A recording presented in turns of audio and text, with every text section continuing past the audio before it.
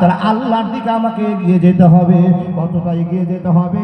দুইখানা আপনার সামনে হাদিস ওপেন করা হবে, মানুষের দল এখান থেকে আমরা বুঝে নিতে পারবো আল্লাহ ছাড়া কোনো গতি না।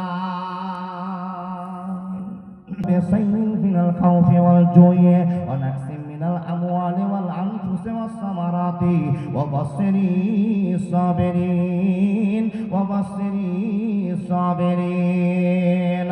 বন্ধুরা আমার, কথা বলতে আরম্ভ করলাম, মনোযোগ দিয়ে কথাগুলো শোনার চেষ্টা করেন সম্মানিত মানুষেরা।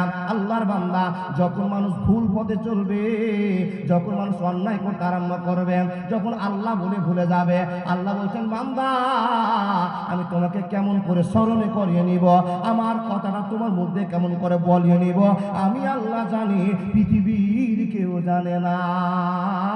রব্বুল আলামিন ঠিকানাটা দিয়ে বলছেন ওয়ালা নাবলুওয়ান্নাকুম